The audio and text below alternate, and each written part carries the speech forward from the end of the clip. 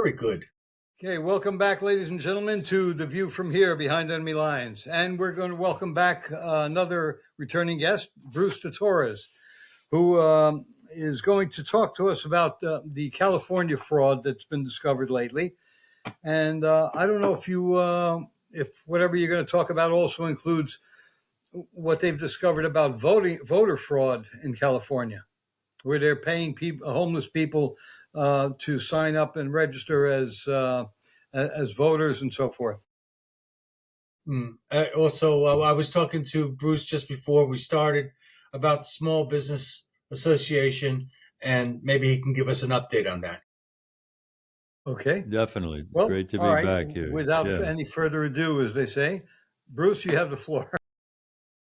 Well, thanks. First of all, I'm the Director of Communications for the American Small Business League, a private advocacy group for 20 years, exposing fraud in federal contracting, whereby big businesses get small business contracts, wink, wink, nudge, nudge, and we're told everything's fine. We're giving all the contracts we're supposed to give to small businesses, and it's just not the case. And the biggest problem with that is the big businesses that get small business contracts don't create new jobs to do that work because they're already big. Whereas if legitimate small businesses got the contracts that we're told that they get, they would create a couple of million extra new jobs every year on top of the jobs that small businesses create in a typical year. Anyway, sidebar, job creation is down last year, this year, which is a bad indicator overall, cause of a lot of the pessimism that small businesses are reporting in the wake of the policies of the last year or so. That's our focus. That's our lens, is exposing the small business contracts that go to big businesses and the great boon and benefit it would be if this could get admitted, cleaned up, rectified, et cetera, et cetera. Now, we are based in California, so we pay attention kind of with a side eye to particularly California issues. And I have done some digging into the fraud that has been recently revealed. And it's just, it's gut wrenching, because it just seems, don't you find, everywhere you look into government truthfulness or accountability, it falls short, to put it mildly, as to enrolling homeless as qualified to vote. I heard about that. I haven't looked into that. And it just reminds me, and then I'll pause, how the founders, especially in the Federalist Papers, worked so hard to explain and remind the readers of the time. We were a very literate population in the colonies, much smaller population, but something like a 95% literacy rate. So that's what helped. More than in some cities today. Colonists. I'm sorry? More than in some cities today. Oh, yeah. Higher literacy rate, I mean. Yeah, absolutely. But just that point is just how the founders warned us about government and how it turns people into fiends, or it attracts fiends who will be corrupt and use it for their own purposes at the expense of we the people. And it's as timely now as it ever was. And in that injustice, you also told us in your last podcast about the disparity that women have in regards to these contracts. So I know that's one of your biggest issues. So I just don't want them to be forgotten. So if you could remind the listeners. I really appreciate that. It's our Don't Cheat Women project, don'tcheatwomen.com, which wants Congress to raise from 5% to 15% the federal contract dollars that should go to women-owned small businesses. And here's why. Women own 40% of all businesses in America. They sell what the federal government buys. The federal government is the largest purchaser of goods and services on the planet. It buys everything under the sun. Women own 40% of all businesses in America.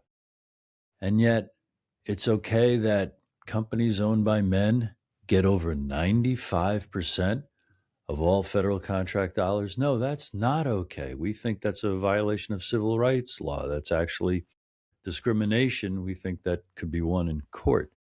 So if it's raised to 15%, is that even fair? It's a step in the right direction, but if they own 40% of all businesses, and briefly, the great benefit not only would be the extra jobs that get created by more federal contract dollars going to small businesses, more small businesses, it would make women more economic equals, which would let them pursue becoming political equals. It's 2026. Women are not political equals. What do you mean, Bruce? I mean this. Because men earn and save more than women, they dominate in politics. Men contribute more to campaigns. So then they have more influence with the winners, right? But they also run for and win office more than women. 75% of all seats in the House, Senate, all state legislatures, every president's cabinet are men. Almost that many governor chairs. 90% of party leadership and committee chair positions, men. And bottom line is we need the wisdom of the whole human race in the councils of government. So that's how it would help women economically and politically. Thank you very much for reminding me to share all that. One more thing. I do have a problem with that, though. I mean, there are a lot of women who are very visible in politics these days, a lot of governors and a lot of members of Congress, so forth, but they are not working in the interests necessarily of their constituents. They are political hacks for the Democrat Party, basically. And I was going to make a joke when you said about giving, helping, having the SBA give more business to women-owned businesses, because I was going to say it'll keep them out of politics. That would go against what you want anyway. But as I said, the women who are going into politics are unfortunately coming from the left, and I think are hurting the country more than helping, and hurting women themselves more than they are helping. I don't know what your thoughts on that is. Well, I take your word. That's your impression. I wonder if one could find as many Republican politician women as there are Democrat, and could they equally, or is the same percentage of them hacks and sellouts to their donor class and their donors in the big corporations? My gut is that it's kind of the one in Alaska. I forget. My gut is that it's.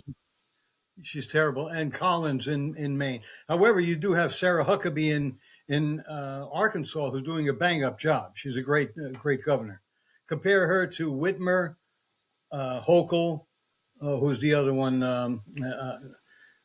Well, compare her to any of the female governors that are Democrats, and she's doing a great job.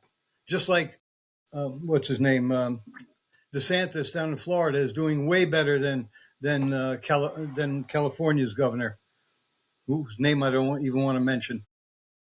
Yeah.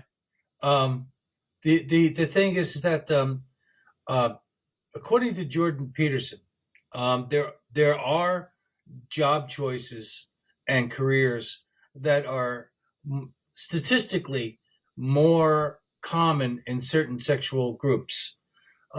Men tend to focus on jobs about things, and women tend to focus on jobs about people. They seem to be better people persons than men are in general.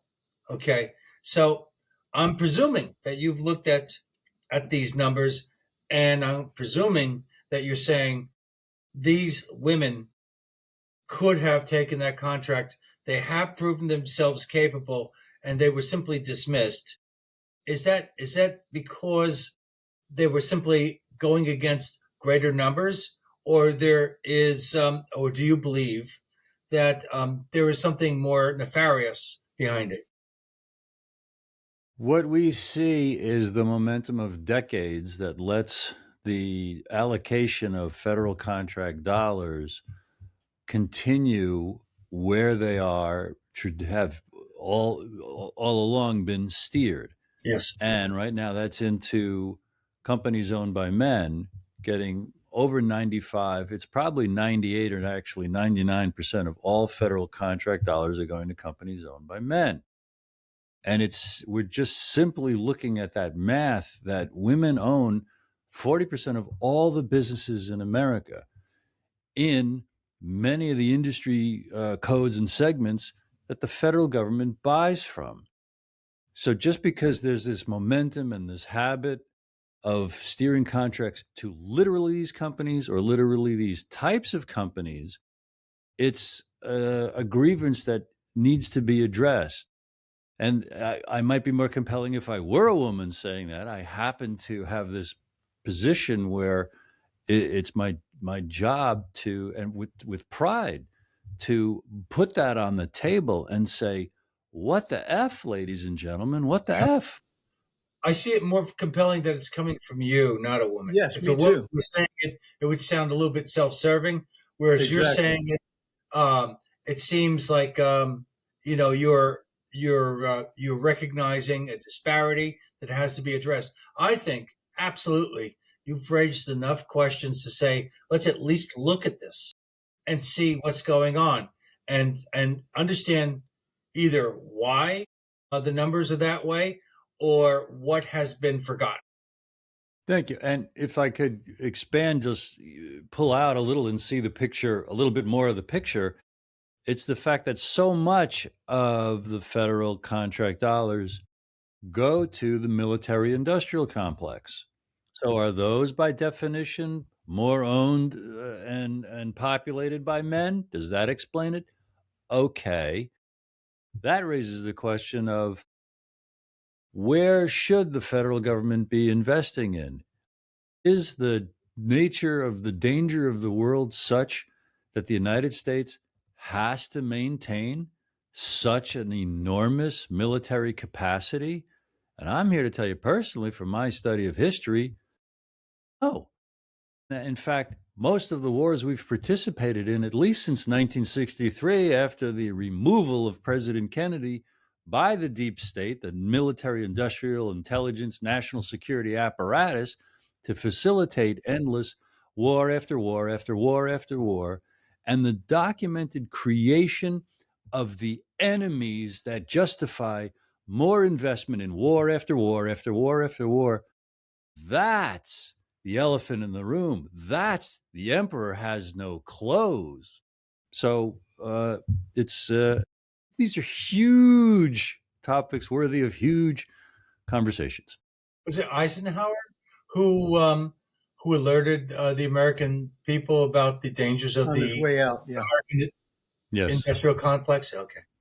Yep. He coined that phrase.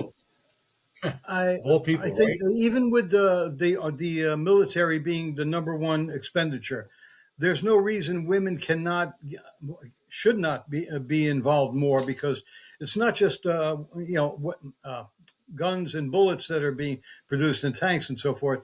It's also, I mean, the military needs soap, it needs shampoo, it needs clothing, It needs towels, it needs all sort. Everything that any human being needs, it needs for its troops. So there's no reason that women should not be able, because women own a lot of those type of companies also. There's no reason they should not be benefiting from these government contracts. Yes. I think it's safe to say that I can allege that the SBA is probably corrupt. There's an old boys club, and there's probably money flowing under the table to people to keep the contracts where they are, rather than give them to somebody new, rather than open it up to honest, what do they call it? Entrepreneurs. Yeah, but I mean, when people compete, bidders, they don't open it up to bidding honestly, I don't think. Just as they do not in certain cities around the country where you're bidding for a job, but they already know who's going to get it because the corruption is there, and it's been there for a long time, and it's not going anywhere. And I think the SBA also has that corruption in it. Yep, that's what we have found in our decades, and there's documentation at our site, asbl.com. You've proven yourself to be very well informed to take what I said and put it in the context of your impression over the years to that bigger, horrible reality of the corruption of the SBA, it being really a front to throw confetti and sand in our eyes to make us think that the federal government is doing things for small businesses when it's just not. This is huge, and we can spend a lot more time on it. It's we need to know about another scandal like we need a hole in the head, but right there, it really affects our pocketbooks. It's not a left-right issue. It's got to do with our economic prosperity, and the steering of federal contracts to small businesses was meant to be something of an enormous economic stimulus, because small businesses create new jobs when they get those kind of federal contracts, but the big businesses don't because they're already big. Bruce, I think that the SBA is in the same corrupt club as the FDA and the USDA. They're supposed to look out for our interests. As far as I'm concerned, they've proven that they are doing anything but looking out for our interests. And the SBA is now hand in hand with those agencies and others, which we don't have to name right now. So, Bruce, what new ventures are you championing? It's encouraging everyone to reach out to your representative and your senators in the White House and the SBA about these things. And at our Don't Cheat Women site, we've got a page called What You Can Do. And there's a letter that summarizes these points and links to find how to contact your representative, both senators, the White House, and Kelly Loeffler, the administrator at the SBA, and say, hey, is this true?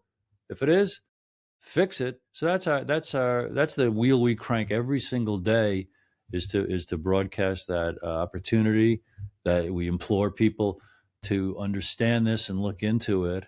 We are nothing but a small business nation. 99.9% of all businesses in America are small businesses. By the government's too large definition of up to 500 employees. Yes, your question. So are those new tax breaks I hear of generated by Donald Trump, President Donald Trump? Are they helping? Our impression is no. By surveys of small businesses, been quote unquote cautiously optimistic for the last year or so. Now, lately, surveys are saying very rather pessimistic. So the net impact on small businesses after the whole year of the tariff debate and interest rates debate, small businesses are struggling. Now, the good news is human nature, which wants to be free, wants to be our own boss. For many, many years now, almost every year, we break records in terms of new business startups. So everyone's trying. A lot of people try to launch and start a new business because we want to be our own boss, and that's the power of human nature. Yeah, I think the tax breaks are mainly helping the individuals rather than helping businesses, big or small. Well, big businesses are going to find a way to benefit more than small businesses. So anyway, they have the money to pay the tax attorneys and so forth to find any loopholes that are still there. But I think that the average person is benefiting more than businesses are from the tax breaks. Yeah. I don't know. And I want to reflect the topics. Well, no, I do. And it reminds me of the original things you put on the table at the top of the conversation about California and the fraud and the homeless who could vote. This is all of a kind, which is, what is the poor American to do, the average American to do with these horrible situations, bearing in mind that the vast majority of us, 2/3 or more, are living paycheck to paycheck. There's never been, it really in the last 50, 60 years, it's really never been harder. There were deep recessions, in the past, but as a general rule of thumb, it's harder and harder to make ends meet. Meaning, it's in the single digits. The amount of Americans who ever in a year contact a representative, it's like 6%, 7%, 8%. That means we're not a functioning democratic republic if so few Americans care enough or think that they actually could make a difference? We might be well convinced that there are these horrible, horrible problems and realities, but if we don't think we can make a difference, we don't even try. And that's why Congress is basically 435 lobbyists. They get so much money from corporate interests. It's not that they're bribed by lobbyists. They are lobbyists for giant corporate interests. And how do we turn it around? It's having a conversation about encouraging people to do something once a month, once a quarter. It would be, it would matter. It would really matter. I don't see that ever resolving itself until we repeal the amendment that made senators an electable position rather than appointed by the states themselves. Because if you're appointed by the state, you're going to work for the state, the people who appointed you. You're not going to be spending not half your time, 90% of your time out in California or Illinois or Florida or Texas, making speeches there and getting money for your campaign back in New York or New Jersey or Connecticut or wherever you are. Okay. Yeah, you're going to look out for your state, not for California's interests. Yeah. And that was a change in the cluster of horrible changes around 1913. Right. That was simultaneous with the creation of the Federal Reserve and the fraud, I'm rather persuaded, of the amendment that supposedly created a federal income tax. That's a huge question as to, was that properly ratified? And then there were Supreme Court decisions in the first 5 or 6 years that said the 16th Amendment, I think it was, assuming it was ratified legally, and there's a lot of question about that, the Supreme Court ruled a number of times, conferred no new taxing authority to Congress. Has every penny of federal income tax since 1913 been fraudulently extracted from the American people? There's a great case, yes. I think so. No, I just last week I put up a Substack where I mentioned the Federal Reserve, which is not a federal thing. It's owned by bankers of the world, and we pay them to print our money. We pay them so that we can borrow our own money. We pay them interest on it. It's not really a governmental agency. There's a farce going on where the president appoints the head of the Fed as if, the government has control. No, they don't have control. Otherwise, President Trump or whoever would say, lower the interest rates, and they would have to lower the interest rates. There's no control because they do what they want. They're independent. As for the income tax, yes, it's theft. And up until 1913, tariffs, despite what the Democrats say and anti-tariff Republicans say, tariffs paid for our schools, for our roads, for all our infrastructure. And it worked fine. And everything you made as an individual, you kept. And the more you had, the more you spent, the better the economy was. And we've gotten away from that little by little. The communism really it was started by Wilson. Actually, it was before that. And it's funny that there are some people, if you look at history, who will say that Garfield was killed because he opposed a central bank. They tried to assassinate Jackson way back when because he opposed the central bank. Lincoln opposed the central bank. And who was the other, the one that was killed in the 1800s? It was Garfield and McKinley. He opposed the central bank. And then there were some billionaires who opposed the central bank. They happened to book a passage on the Titanic along with J.P. Morgan, who was financing the trip. And Morgan backed out at the last minute. And then his opponents who opposed the central bank, I forget, one of them was Astor, and the other was, I think, Mellon. I'm not sure. And probably a couple of other. They died, and all of a sudden, Morgan had his way with Wilson and that cabal of senators that gave us the Federal Reserve. Yep, that's good history there. That is deep and powerful stuff.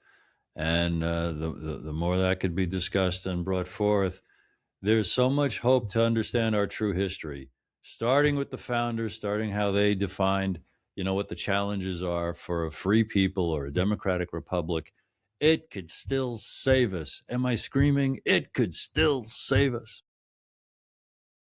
Well, most That's people are what, ignorant of the history behind all this, and they just accept it. I mean, they grew up in an environment that the only two things that are certain are death and taxes.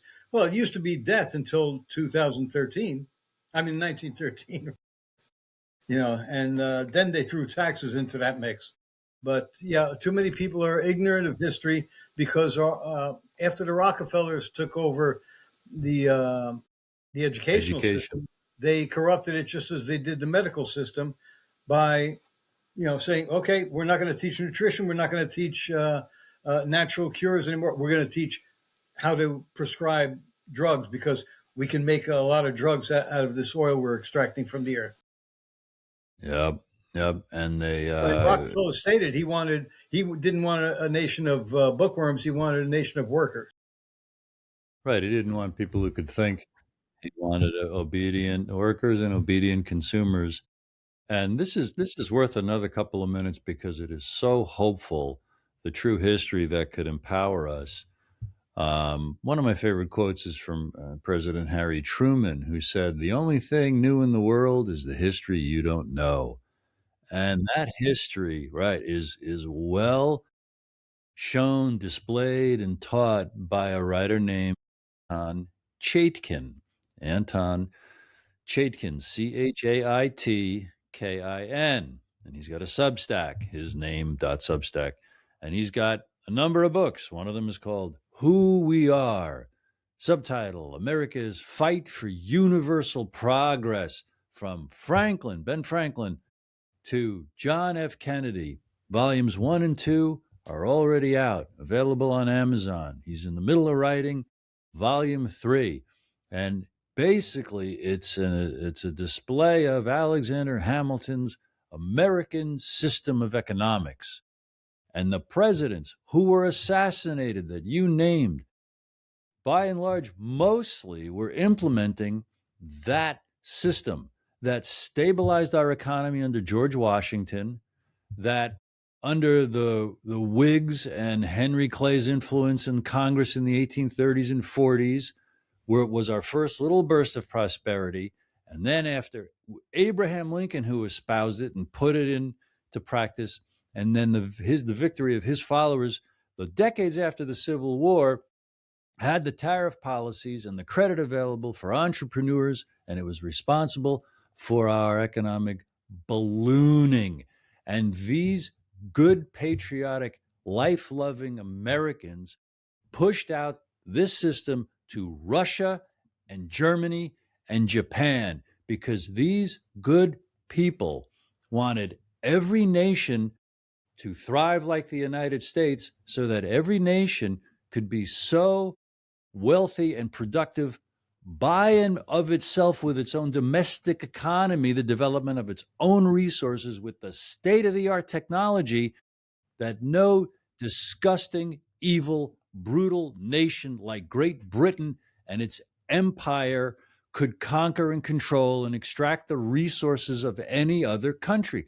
That's what the American Revolution was fought to throw off. And every president who espoused this died early in office, either by a sudden illness or by a bullet. And John F. Kennedy was the last one.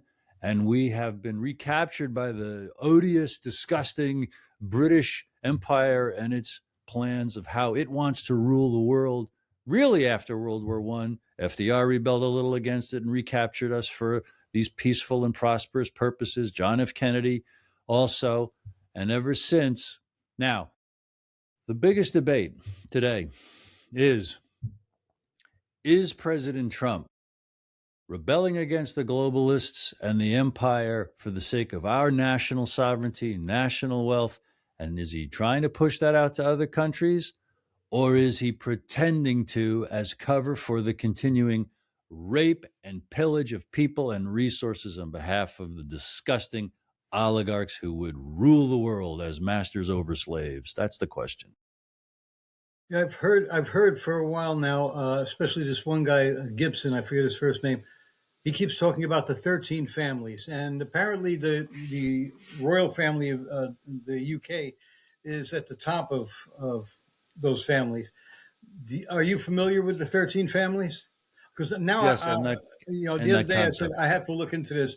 I'm going to find out more about them, to see who they are. I know that the Netherlands are involved in other royal families throughout Europe, whether or not they're still in power, politically, I mean. And I'm sure some bankers are probably in there. The Rockefellers or Rothschilds, I'm sure, are part of those 13 families. But are you, in your experience, have you encountered the influence of the 13 families? Yes, I have frequently found allusions to them, and certainly how the major powerful institutions, banks, and corporations of the world uh, work to control the leaders, whether they're elected or whether they're royal families. And you can see their plans as they come out from places like the World Economic Forum and the UN. And it is to the world in a ever severe tyranny and tyrannical control, above and beyond elected officials and above and beyond ruling royal families. Yes.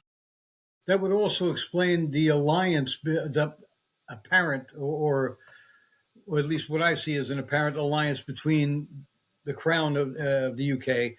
They say Prince Charles has become a Muslim. I don't know if that's true or not, but he certainly is Muslim friendly, and he did participate in some Muslim prayers or something not long ago. And my thing has been for a long time now that Islam is the perfect way of people control, because if you oppose what they're saying, they'll say, "Oh, he's an apostate. Well, kill him," right? And if your neighbor says, "No, he's not. He's a good guy," they're going to kill you because, "Oh, you must be an apostate too." And people will, out of fear. Fear is their greatest weapon. That's what enabled them to do the shutdown for the COVID pandemic, and they continue using fear wherever they can, and too many people are fearful and don't want to, they're complacent and they're fearful. So they don't want to stick their necks out. They don't want to risk anything. And I can understand that too. We all have something to lose. It's only the people who have nothing to lose who can go out and speak their mind completely and not worry about anything except they might kill me next. That's it. Yeah. And Bruce, to answer people. your question, okay, in a roundabout way, which is what I do best. Mankind, since the building of the first city, has had to deal with the issue of being imposed upon by power and being misdirected or directed sometimes in various ways. And the thing is that mankind from now and then finds a champion. Mankind now and then finds a farce in two legs. So we have been bamboozled, and we've also been freed by certain individuals and groups. And the thing is that the proof is in the pudding. And so we never fully know somebody until after we've seen them go through a number of steps.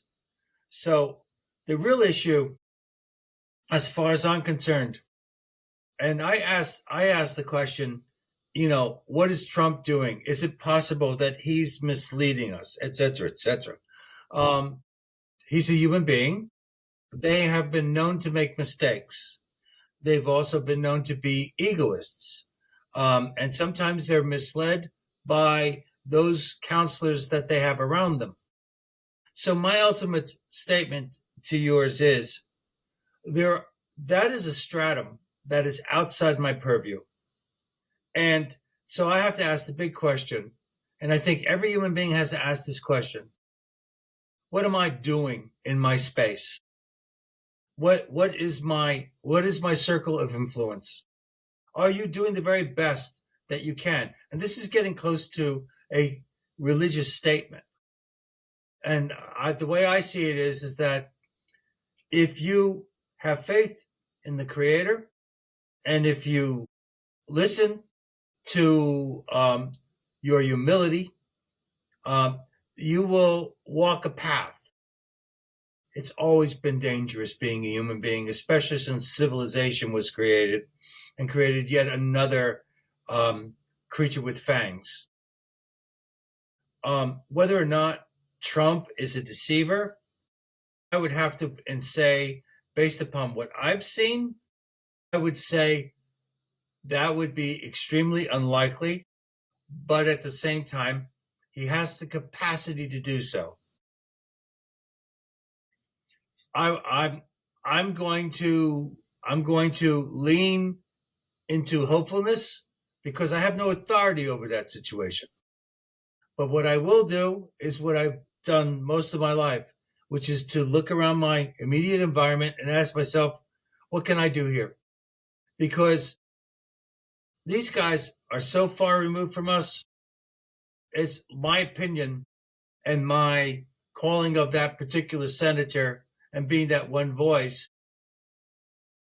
Yes, that could make a difference, but in most cases, it's just another voice saying the same thing. So we're stuck in the fact that we can't really, we don't know the truth that's going on. We don't know the communiques that are going on. We don't know the intel. It's outside of us, even though we're affected by it. We don't have any power over the rain, and we get wet, and sometimes we learn how to duck and cover.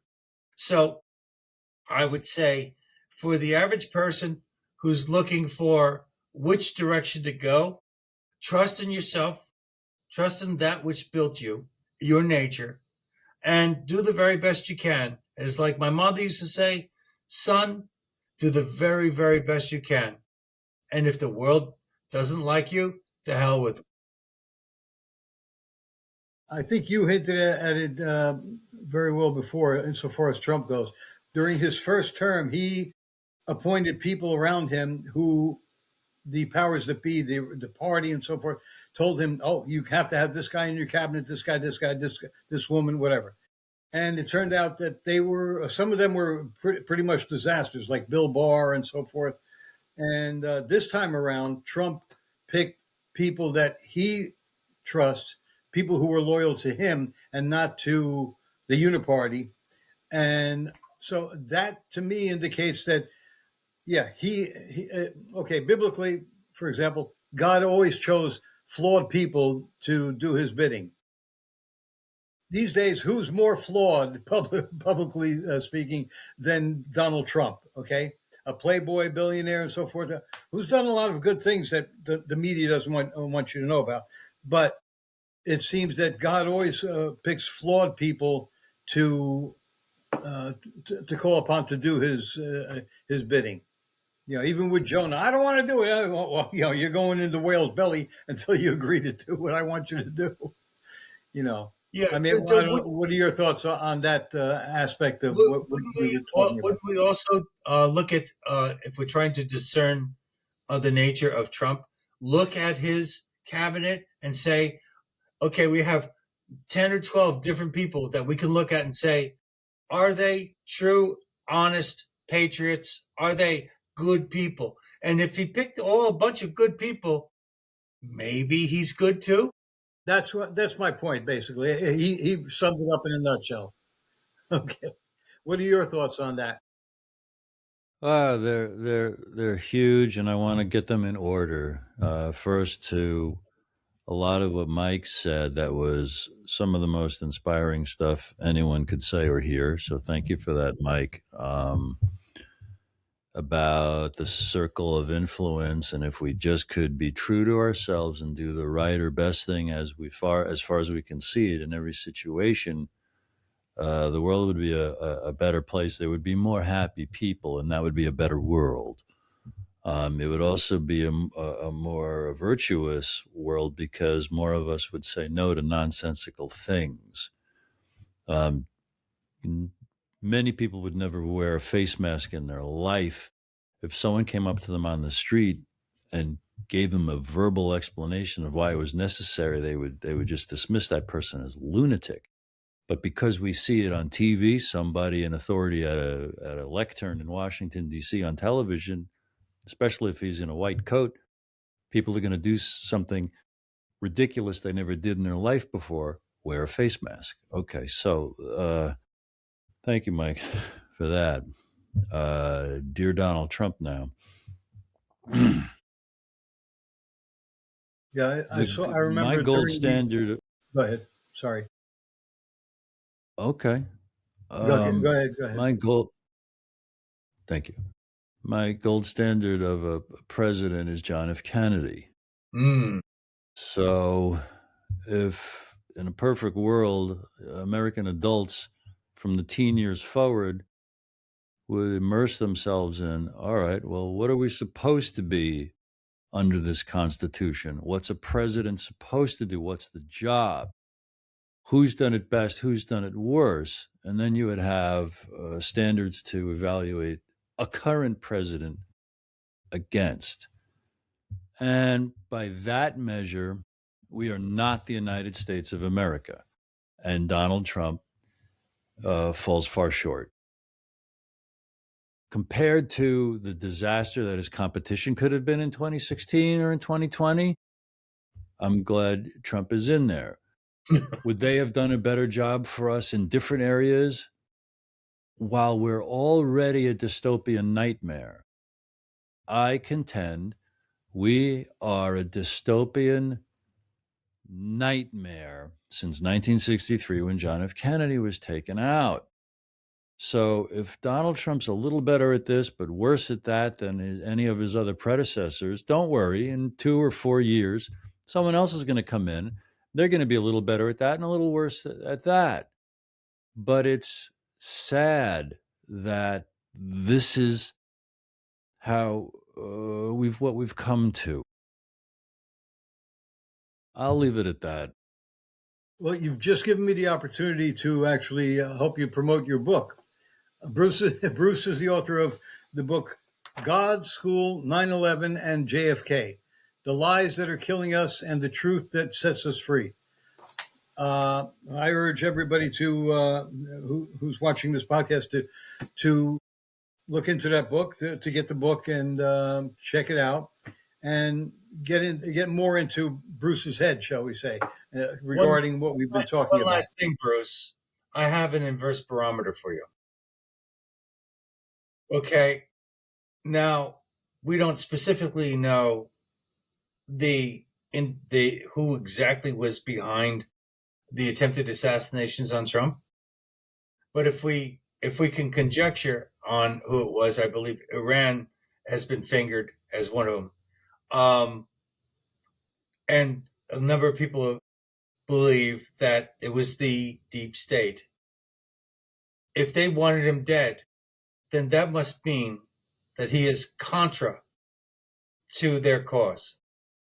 And if that's the case, then we have to ask, are we in agreement with their contra, or are we in agreement with the inverse? So, the thing is that if what was Capone, if Al Capone wanted to kill me, it might be because I'm a rival, or it might be because I'm interfering with his illegal business. So I happen to think that negative forces wanted him dead, which to me is a greater proof that he's a good guy. But more importantly than Trump has been the beginning of a movement throughout the country. And that's more powerful and more meaningful ultimately than Trump is, because there's been a shift in the political view of this country, and conservatives and new conservatives have come out and cast their vote in favor of a more traditional conservative expression. Now, he may not be satisfying your agendas. Okay, I got that. But at the same time, I don't see him doing anything intentionally wrong. Okay, I agree with his moves in Iran. I believe in a number of the things that he's done. I also believe that he's picked people of high integrity. Now, like I said, I'm really not in the circle So I could be the biggest sucker of all time. But that's my opinion. And at the very least, it makes me sleep a little bit better at night, that I feel that the United States is going in the right direction. And it's better than, I'll be honest with you, Kamala Harris, Donald Trump. Trump, I think, was the better choice. Thank you. And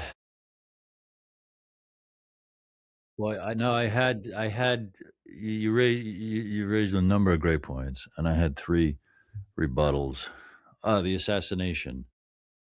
My take on, if I had to bet, this is what I think happened in Butler. Trump was surprised by an authentic shooting, and he was nicked and grazed by a real bullet. If the deep state wanted him dead, he would have been dead. What I imagine may have happened is he was intentionally nicked and grazed in order to generate the support and concern for him. That was definitely not. We have not begun to been told the truth about what happened, and no one's looking for it.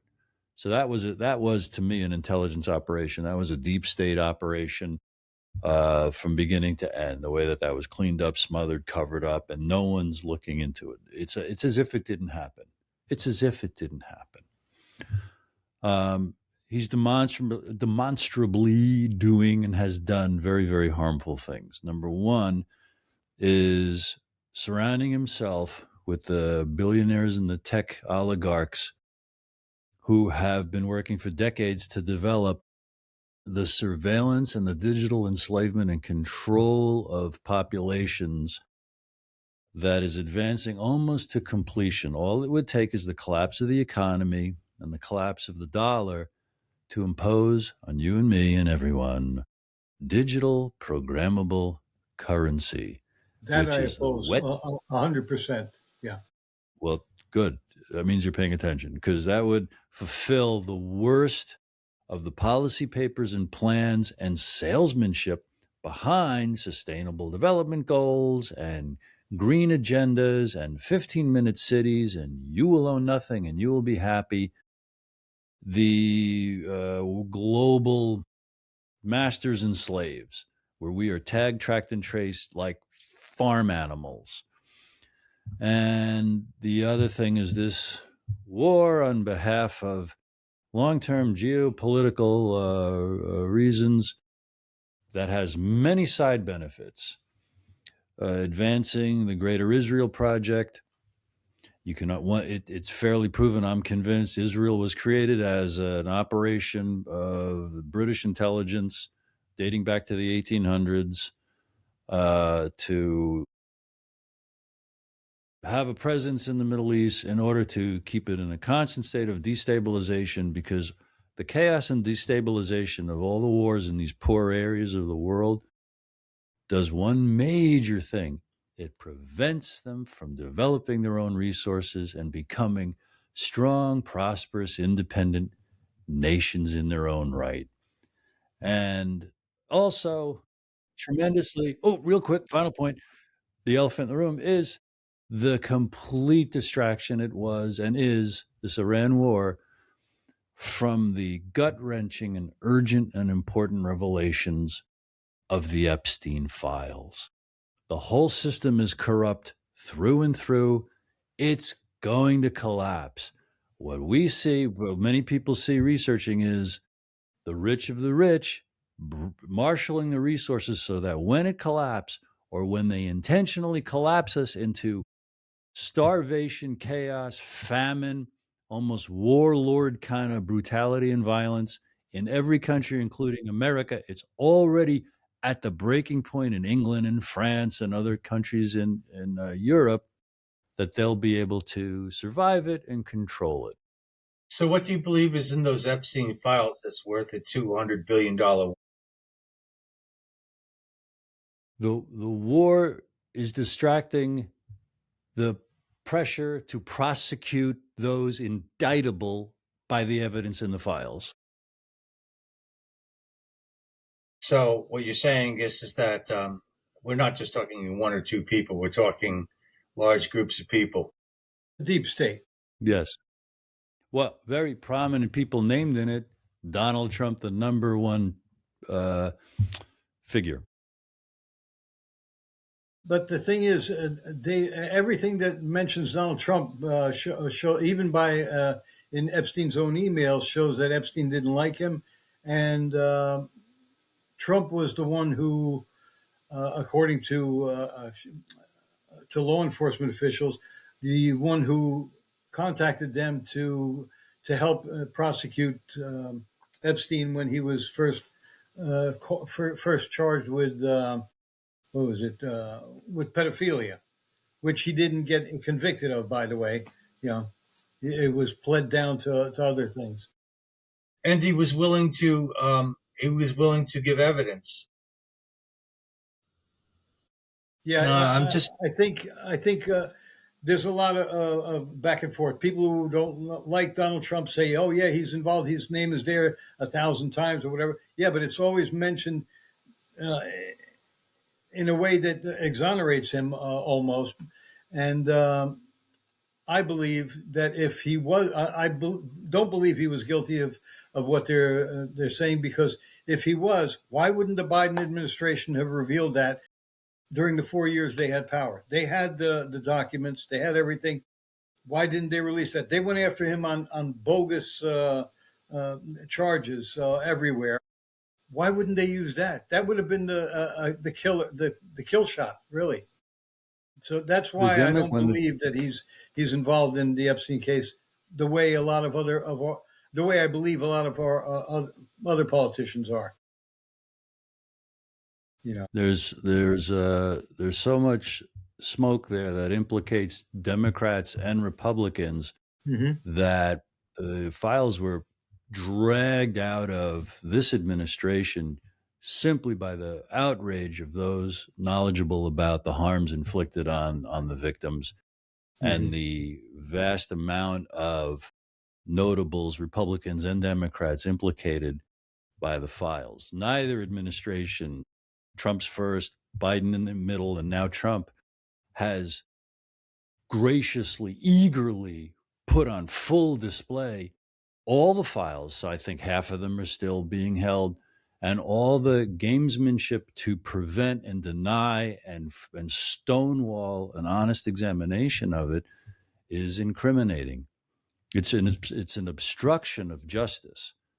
And this war is a tried and true wag the dog scenario to wipe all the pieces off the playing board and have a new story to distract us. And it facilitates long-term other grandiose, horrible international agendas with Israel as a front and center puppet and pawn in the long-term plans of the oligarchs and the ruling families and the giant international banks and corporations in the West that are jockeying with those of the East. And guess what? We can't tell above the players combating on the public stage now how much collusion there are with forces in Russia and China and India and even in Iran. History shows that the stuff on the world stage is the puppet show implemented by forces behind the scenes. And I'll make a quick example of it. How what has come out in the last many decades is World War I, the Great Depression, World War II, the creation of the Soviet Union, the creation of the Nazi Party and Nazi Germany was a project of British and Wall Street money and intelligence behind the scenes. Throughout the 50s and 1960s, Anthony Sutton found and published in the 1960s, the Vietnam War was only able to go on as long as it was because of American money and help from companies like Ford manufacturing for the Soviet Union the equipment given to North Vietnam that Americans found they were fighting against on behalf of the South Vietnamese. As other observers have found and declared, it's all a big game. It's all a big Yeah. game to make money for those who make money as they control the industries in the different countries, and they control those countries by controlling the puppets, pawns, whores who come into positions like kings and presidents and premiers and prime ministers. That I What agree you with. described, That I agree as with. far as I'm concerned, is basically capitalism run amok. So the thing is that so I can understand you being dissatisfied with that particular thing. I am too. At the same time, though, I mean, if you have issue with the Epstein files, shouldn't we focus on Pam Bondi? And because the thing is that if there is a deep state and it is manipulating thing, could not Pam Bondi be manipulated in such a way as to basically cause an upset because of the lack of clarity as to what's going on with the Epstein's files? The problem with some of these theories is that every single thing that does not go the way that we think it should go can be construed as some sort of subversive act, when in fact there's a lot of that going on. The question is, who is initiating it? Who's requesting it? And again, the thing is that what we have here is supposition, and you've done your homework. I got it. But at the same time, I don't consider it evidence. And I think the American people are very upset over the fact that there has been a very sloppy handling of the Epstein files. Okay? But the thing is, no matter what big event happens after the Epstein files, you could always say, well, that was a diversion. The thing is that there were 3 reasons to attack Iran. Number one, intelligence from numerous countries discerned that there was that nuclear material was going to become available to Iran. They had the capacity to do so.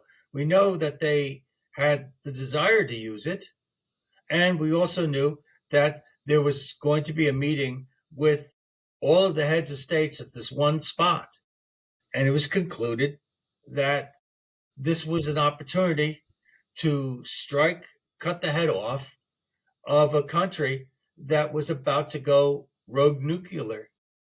So regardless of whether Trump is playing games with the deep state or not, go for it, dude. Sometimes somebody who's no damn good does you a service. So in either case, I'm okay with him going into Iran.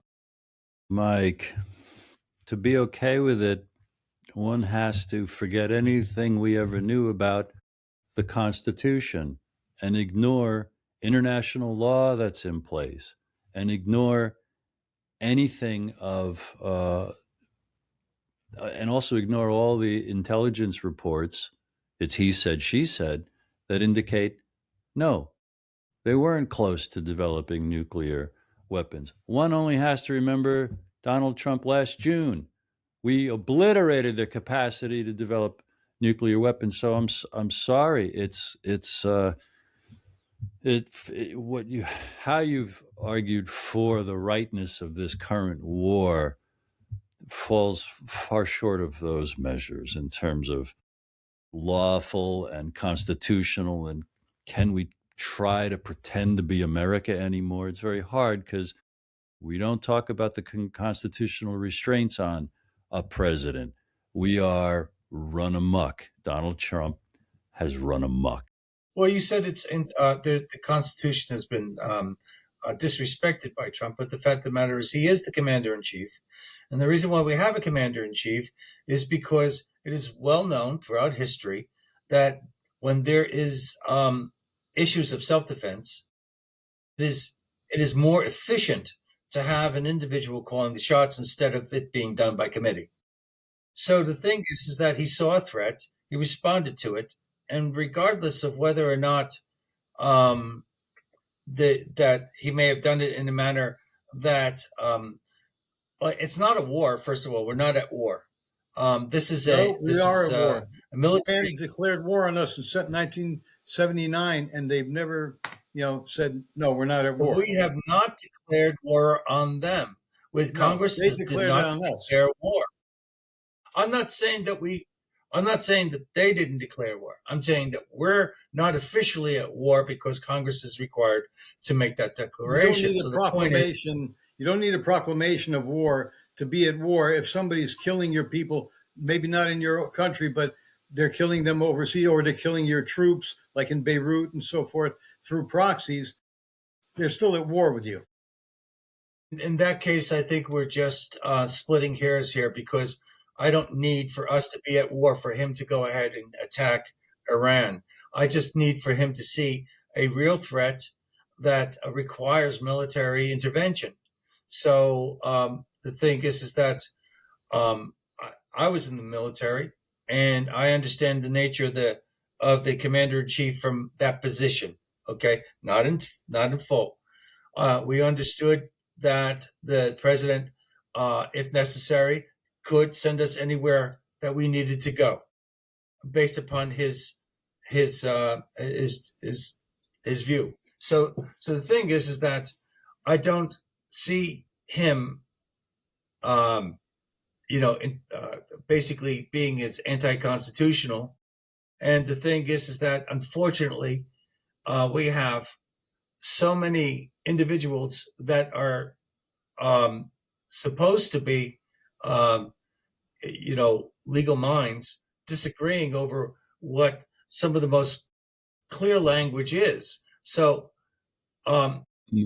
Mike, Iran was becoming a thriving democracy in the early 1950s.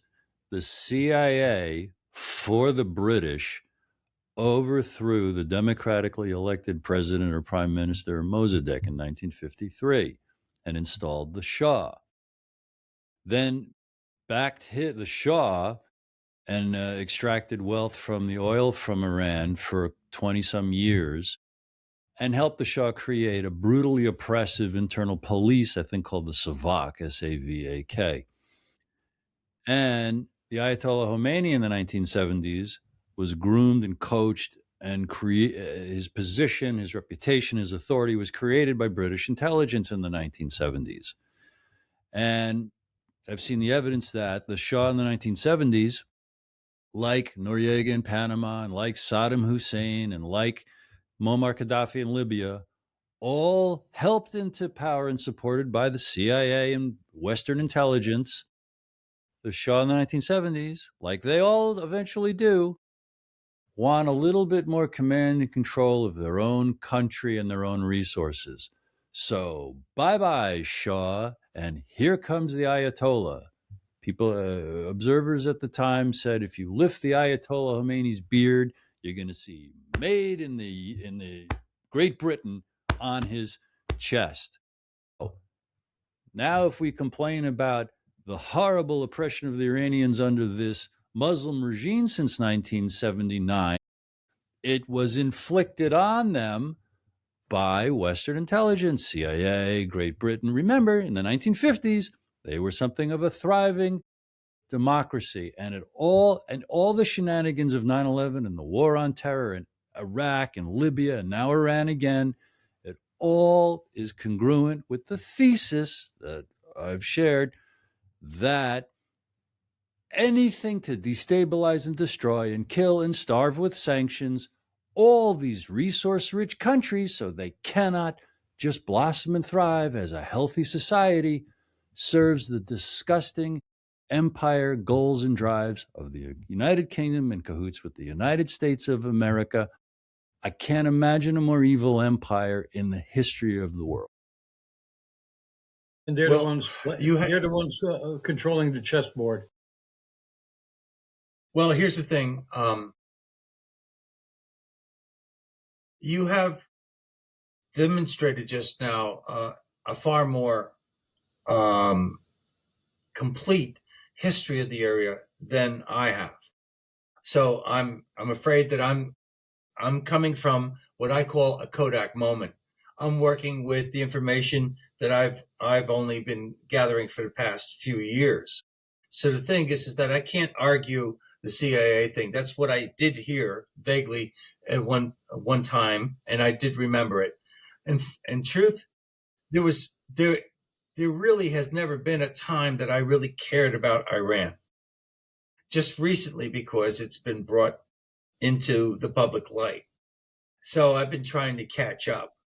But at the same time, none of your history has changed my view in regards to what I'm looking at the moment. Yes, the Western civilization. I'm sorry, the Euro-American, influences in Arabia, etc. They have a long history of abuse because of the oil, because of the energy, and I'm aware of that. Okay, the thing is that that to me, regardless,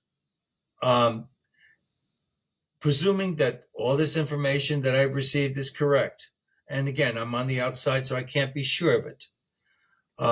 The 3 steps that I talked about, that they were going to have a nuclear weapon by their own declaration very, very soon, which, by the way, they could have delivered it because they've proven that they have the missiles for it. Second of all, it was known that they were involved in the attempted assassination on Trump based upon the intelligence I was given. And also they were going to have an A-bomb. They, of course, have hated America for a long time, and a number of other people. They hated Israel, who I'm not opposed to. And on top of that, they had a window of opportunity to take out the leadership. The thing is that we have a Muslim regime controlling people that are not Muslim. They're Persian. So it's not even they're in a minority. And based upon that, I'm going to stick to my guns and say, I agree with it. Now, I don't like the idea of people getting blown up. Okay, I'm opposed to it. But I do see that there are occasions where it is necessary, especially with a threat. What we had here was we didn't quite have a loaded gun. Iran ran amok. They were blowing everything up in the area. They were kind of crazy. Frankly, and this is going to sound a little personal, your conclusions to me seem very far off base as far as I'm concerned.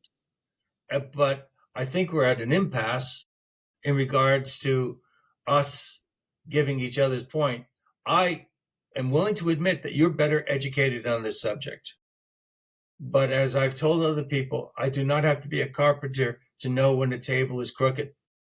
So the thing is that I'm going with my gut on this one, backed up by what I've received within the limited scope of my abilities to receive real information.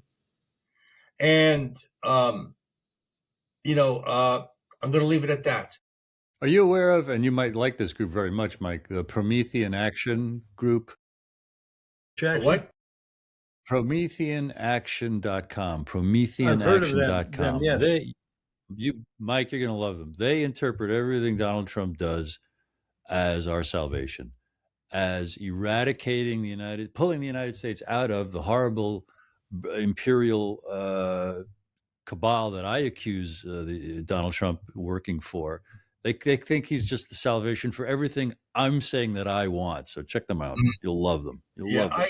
I actually exercise. You're actually diametrically opposed to them. I don't know much about them. I've seen some videos. Some woman who comes on, I don't even know her name. I've seen some videos she's put out, and she promotes this Promethean action, but I've Susan never gone to Kokinda, investigate. I think. Yeah. Here's the thing. I'm not. I try as much as possible to disagree with Donald Trump whenever possible.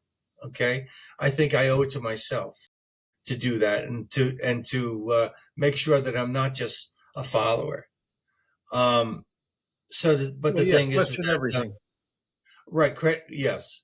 And again, I try to do the same thing, and that's why I look at and I listen to arguments for all sides, and this group gives really cogent interpretations, and yet when I keep in mind everything that I shared, these mitigating, horrible, blah blah blah impacts of Donald Trump's presidency, I would say my conclusion is not so great. Okay, and actually, I'm kind of glad that you came on the show and brought this up because our viewers need to hear opinions not just from us, but from you. And since you are very well educated on the subject, I think that's a great way to receive it. The biggest problem here is that all these things we've discussed, it's one big web that, that, or maybe like compare it to a rope that has so many knots in it. It's almost like a Gordian knot. It's difficult, if not impossible, to untangle. Okay. Yeah. Yeah. And my last comment might be to be clear on what I want: life, liberty, the pursuit of happiness, and I want that for everybody on the planet. Same here. Yep. Huggies. Okay. All right. Well, thank you for coming on, and it's been very interesting. Exhausting. Love talking to you guys. It's approaching lunchtime out here.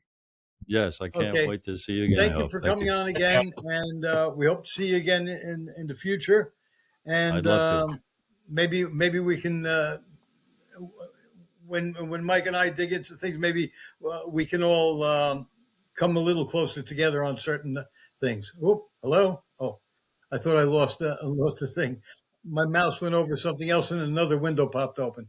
Anyway, okay, this has been the View from Here, Behind Enemy Lines. We've been talking to Bruce De Torres. Again, please look up his book, which is God, School, 9/11, and JFK: The Lies That Are Killing Us and the Truth That Sets Us Free.